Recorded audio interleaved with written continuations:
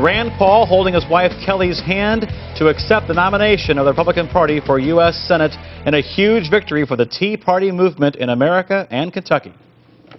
Thank you. Thank you all for coming. What a great night.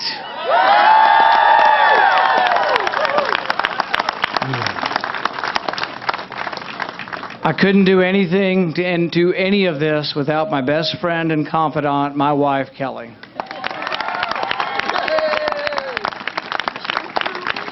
I'd like to introduce my boys, Robert and Duncan, who made phone calls and also went door to door and actually gave introductions and speeches, and my son, William, who put up hundreds of signs for me.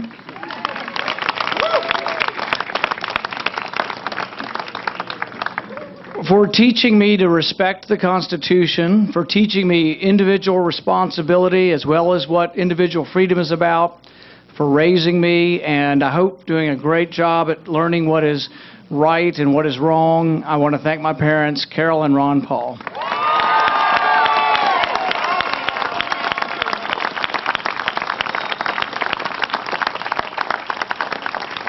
And I want to thank my brothers and sisters and their kids for being here today, and I would introduce all of them, but I might make a mistake. I'd like to thank my staff and all the volunteers, Ryan, Andy, Jesse, Matt, Kristen, Spencer, David Adams, and all the others who have helped me. It's been a marvelous ride. We've been a year into this, but tonight's a great victory, and I thank you all.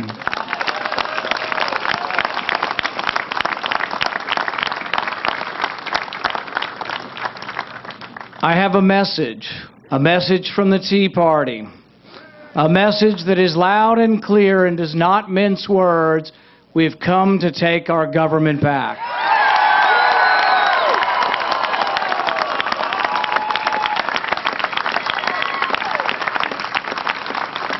We've come to take our government back from the special interests who think that the federal government is their own personal ATM.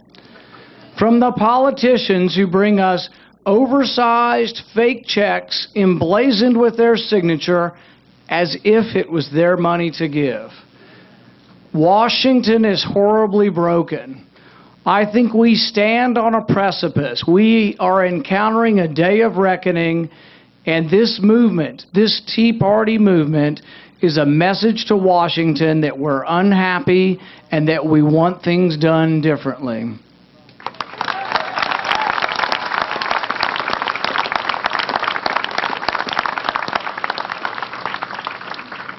The Tea Party movement is huge.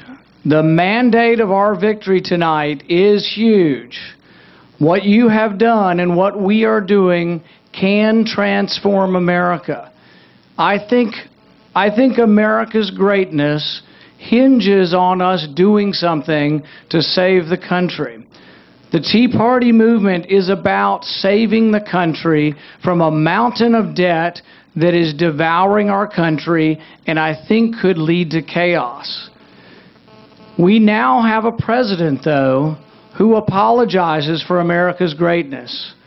We have a president who went to Copenhagen and appeared with Robert Mugabe, Hugo Chavez, and others, Evo Morales, to apologize for the Industrial Revolution.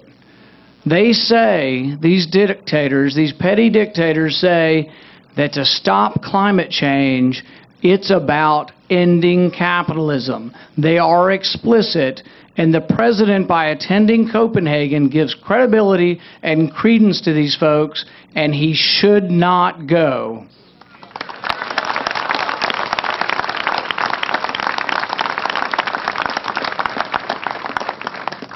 America is a great country. It's a great country because of our system, and our system is capitalism. Capitalism is freedom. It means the freedom to voluntarily exchange goods and retain the fruits of your labor. Capitalism is a system we should be proud of. Profit is a system we should be proud of. Private property is a system we should be proud of. But we should not apologize to the rest of the world for our system.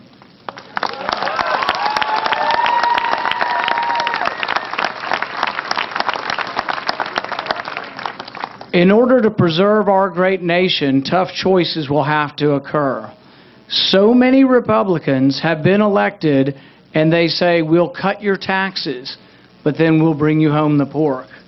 It's coming to an end because we can't manage this debt. The debt of nearly $2 trillion has interest of $383 billion. One of the largest items in our budget now is the interest on the debt. This cannot go on forever. We're reaching a crisis point. In Europe, there is a crisis.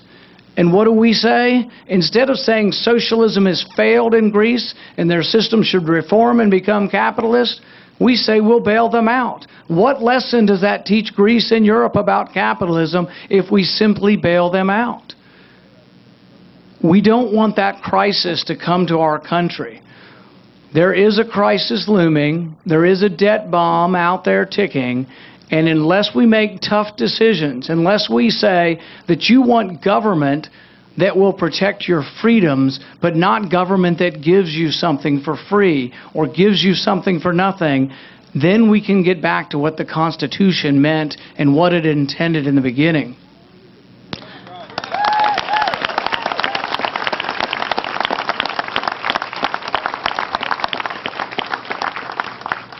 Jefferson said that in questions of power, let no more be heard of confidence in man, but bind him from his mischief with the chains of the Constitution. The